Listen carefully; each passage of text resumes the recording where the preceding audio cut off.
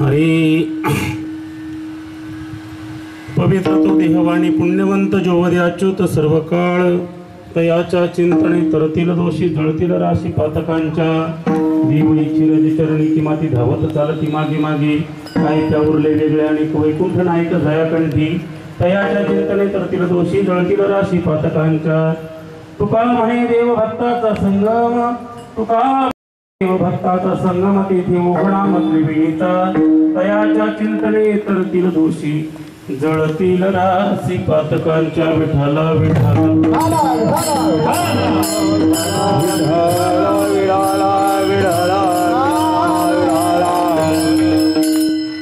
पवित्र तो देहवाणी पुण्यवंत जोवदे अच्युत सर्व काळ तयाच्या चिंतने तरतील दोषी जळतील राशी पातकांच्या महायोग पीठे तटे भीमरथ्या वरं पुंडरिकाय दातुं मुनीन्द्रे समागत्य तिष्ठन्तमानन्द कन्दम् परब्रह्मलिंगं भजे पांडुरंगं पांडुरंगा करू प्रथमा नमन पांडुरंगा करू प्रथमा नमन पांडुरंगा करू प्रथमा नमन पांडुरंगा करू प्रथमा नमन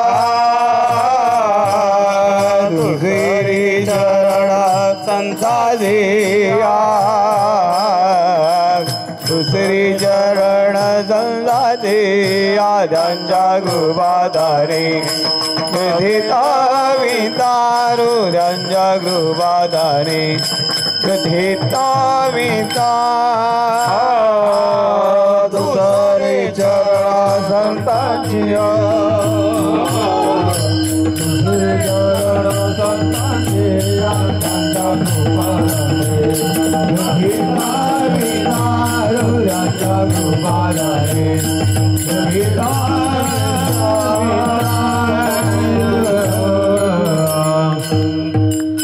त्यांच्या कृपादाने कथेचा विस्तारू बाबाजी सद्गुरु दास तुका काय माझी वाणी मानेल संताशी रंजव चित्ताशी आपल्या जयांची केली स्मरण होय सकळ विद्येचे अधिकरण ते जीवन श्री चरण श्री गुरूंचे तिरमस्कारोने आता ओम नमो ज्ञानेश्वरा करुणा करा दयाळा तुमचा अनुग्रह लादलो पावन झालो चराचरी शरण शरण जी हनुमंता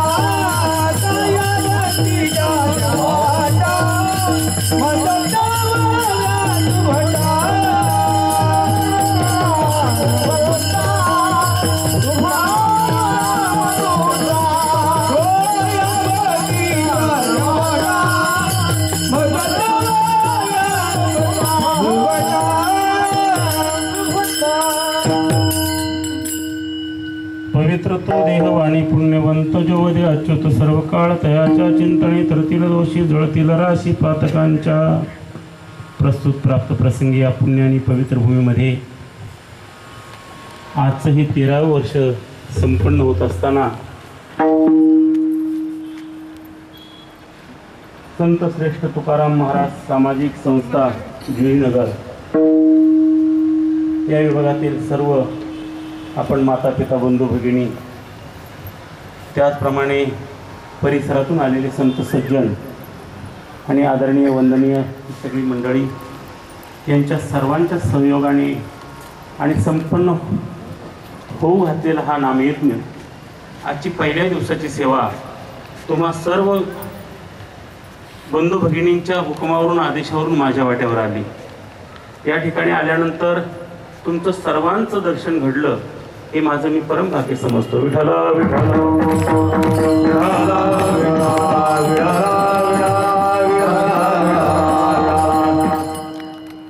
बाबांनो, आता 8:30 वाजले. आता आपल्याकडे किती वेळ आहे? 1.5 तास, म्हणजे मोकारी वेळ आहे. तेवढ्या वेळेमध्ये आपण आपलं आवरून घेऊ. आपण काही नाही बाबाजी नाही करणार. काय आमच्या भागामध्ये ज्यांनी परमार्थाचं बीजारोपण केलं असे वैकुंठवासी परमपूज्य गुरुवर्य साध बाबा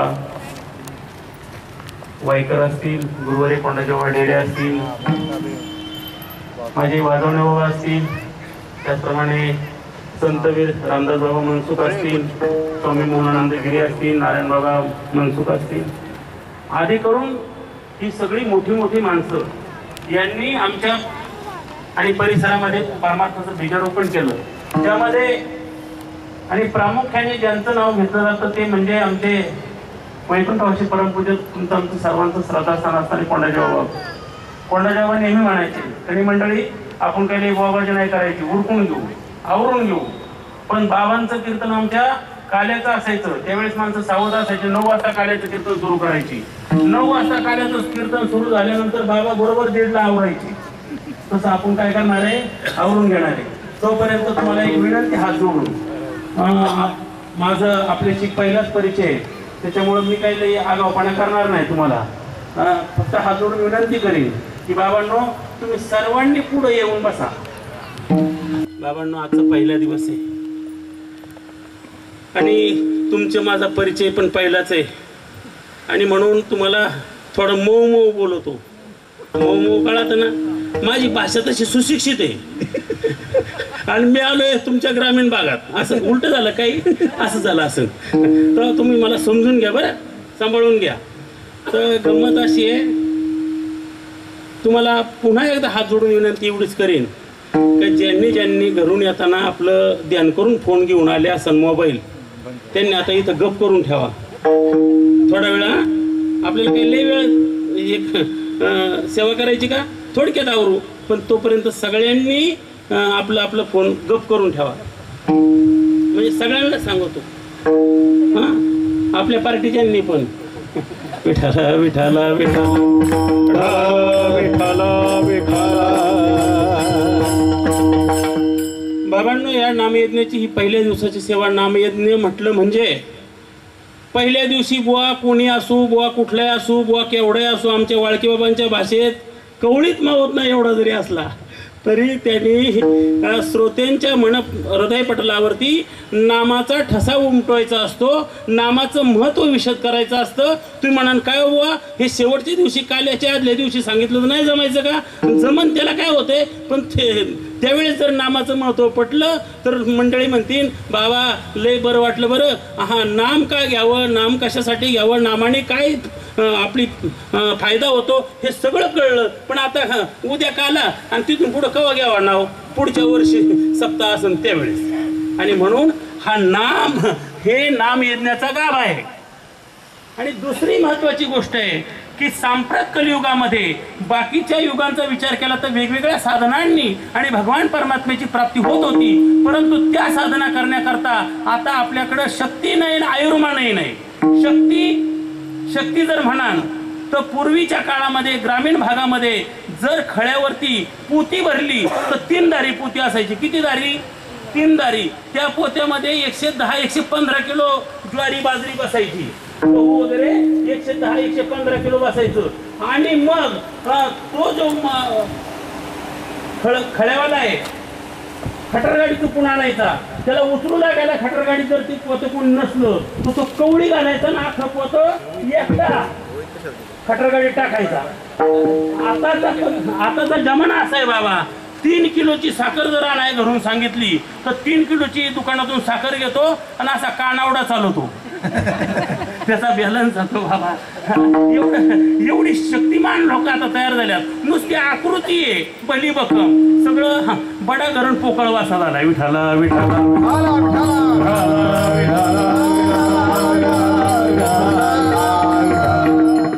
आयुर्मानाच्या बाबतीत बोलायचं तर जरी म्हटलं असले हे संत शतगणिले ते अर्धरात्र खाय 100 वर्षाचं कलियुगातलं आयुष्य आहे, परंतु ते आता पुसलं गेलं.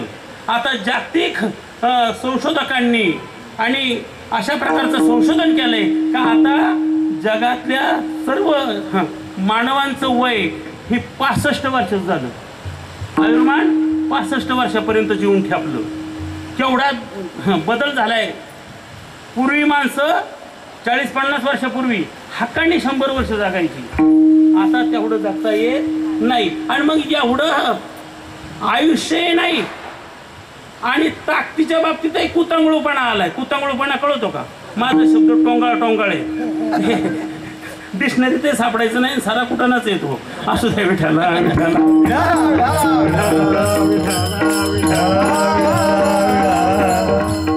आणि मग भगवान परमात्म्याची प्राप्ती ह्या युगात होणार नाही का? होणार. काही लय उपचार केले पण नाही जमलं बरं का. ते बसलं नाही, आता परत झोपायलाच लागलाय कसा. विठाला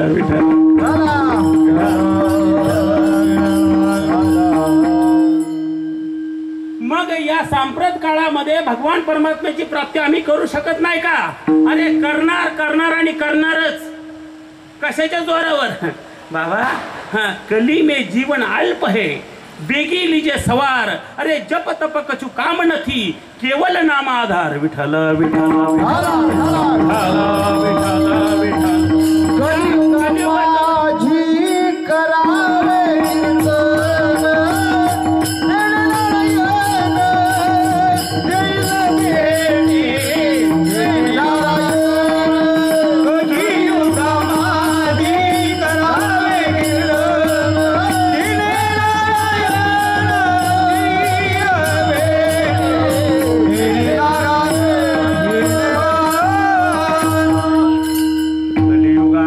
करावे कीर्तन देणे नारायण देईल भेटी. भगवान परमात्म्याचं नाम संकीर्तनामध्ये एवढी ताकद आहे या युगामध्ये. अरे हे युग बाकीच्या बाजूने जर ह्या युगाचा विचार केला तर अत्यंत दूषित युग आहे. दूषित. याच्यात एकही चांगलं नाही. सगळं दूषित दोषयुक्त आहे. परंतु एक या युगाचा महिमा सुंदर आहे. एक बाजू त्याची जर पाहिली तर अत्यंत आनंदाची आहे की ह्या युगामध्ये बाकीचं काही रखडायचं काम नाही. रखडायचं कळतं का? काही गाचपणात घुसायचं नाही. भगवान परमात्म्याचं नाव घ्यायचं आणि मोकळं व्हायचं. बाबा विठाला विठाला.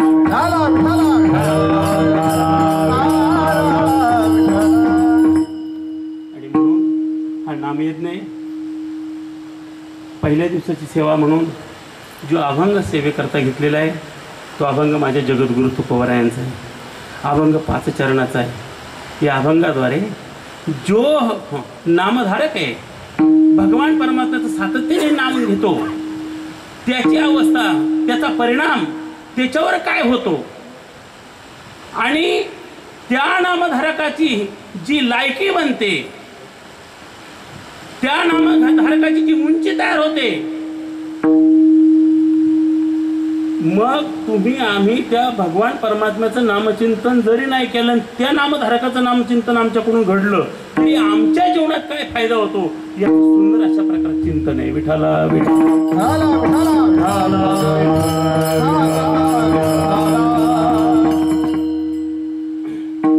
या ठिकाणी महाराज पवित्र तो देह म्हणतात. तो देह पवित्र आहे. आता कोणता देह पवित्र आहे? मानवाच्या देहाकडं बोट करून सांगितलं का पशुपश्वादिकांच्या देहाकडं महाराजांनी बोट केलं तर म्हटले अरे बाबांनो पशुपश्वादिकांचे देह खरोखर पवित्र आहेत. नाही असं नाही. काही पशूंचे देह जिवंतपणे जरी आपण अपवित्र मानले तरी ते मेल्यानंतर पवित्र आहे. आता या ठिकाणी आदरणीय आमचे रामेश्वर बाबा आणि उदळे बाबा या ठिकाणी मृदुंग वाजवत आहे. सुंदर प्रकारे मृदुंगाचा नाद ध्वनी निघतोय. तुम्हा आम्हाला सर्वांना फार मोठा आनंद झालाय. पण जो मृदुंग वाजवतात त्या मृदुंगाला जे कातड आहे ना बाबांनो, बाबा कोण बंद करा बाबा, त्या मृदुंगाला जे कातड आहे ते कातड कशाचं आहे माहिती आहे?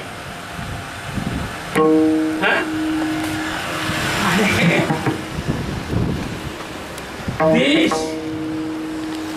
शिर्डीच्या म्हणजे साईबाबा शिर्डी नाही, खापूट माहितीये, खापूट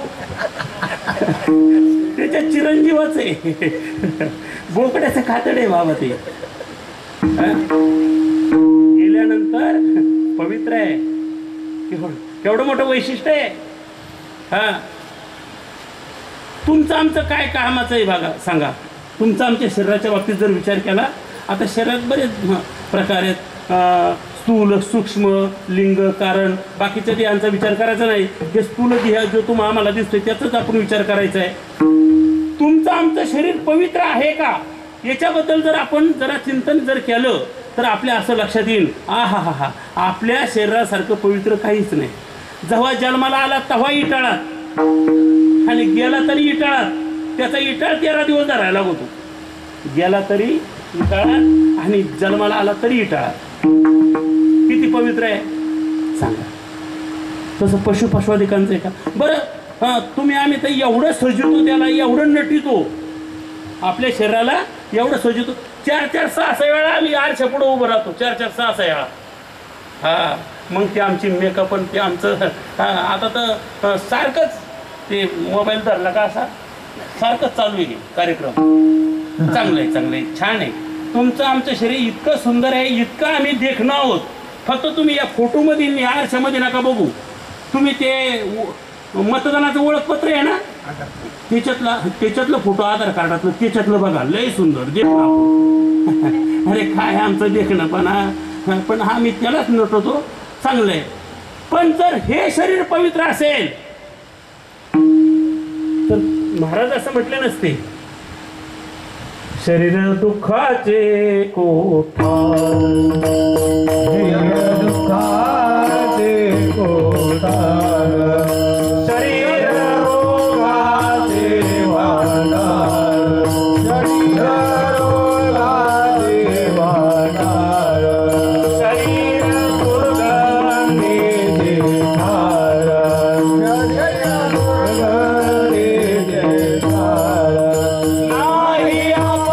दुर्गंधीचे ठार. नाही अपवित्र शरीराचे, शरीर रोगाचे भांडार, शरीर दुःखाचे कोठार, शरीर दुर्गंधीचे थार, नाही अपवित्र शरीर आहे.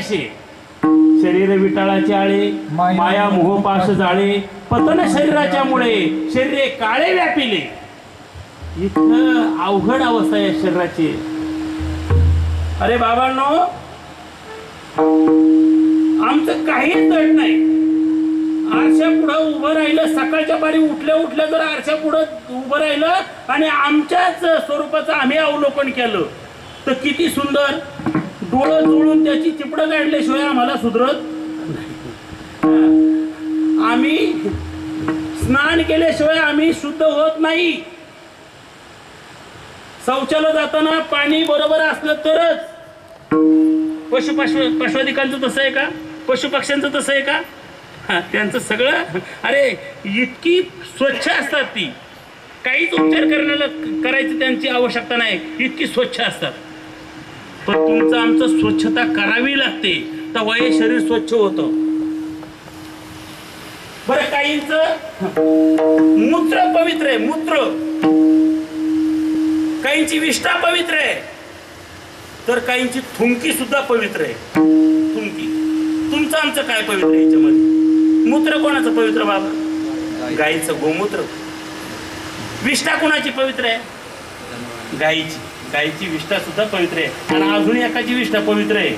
तुम्हाला मला जर ग्रामीण भागात जर आपला कधी असा प्रसंग आला असेल का गाडीची वाट पाहत पाहत स्टँडला एका झाडाखाली उभं आहे आणि वरून अभिषेक झाला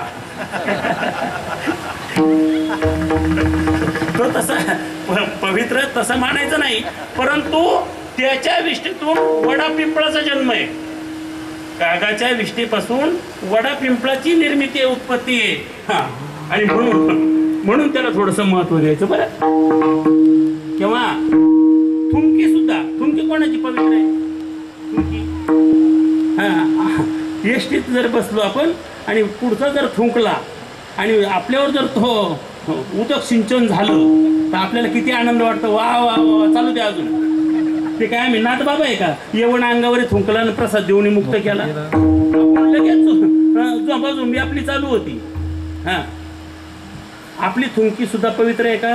नाही. परंतु प्रत्येक फुलावरती बसून त्याच्यातला मकरंद सेवन करून ती माशी ज्या वेळेस आपल्या घरट्याजवळ येते आणि आपल्या पोळ्यामध्ये ती तोंडात धरलेली गुळणी थुंकती, आणि ती जी गुळणी थुंकलेली आहे ती थुंकी आम्ही देव कार्यासाठी सुद्धा वापरतो. त्याला काय म्हटलं जातं? मध म्हटलं जातं. मध ही थुंकी आहे की नाही, तरी ती पवित्र आहे. आमचं काहीच दड नाही.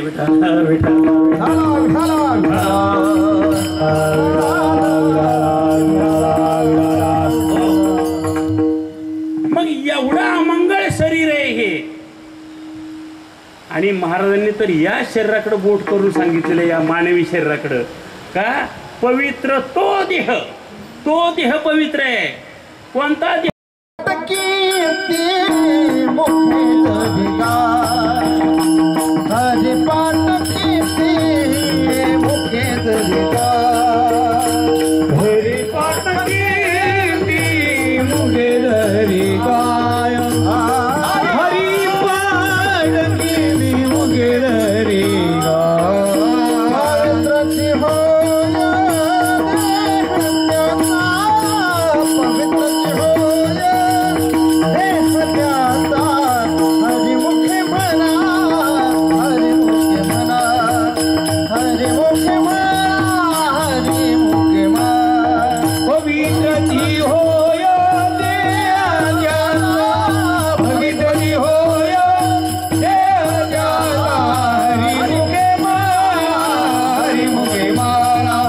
हरि मुखे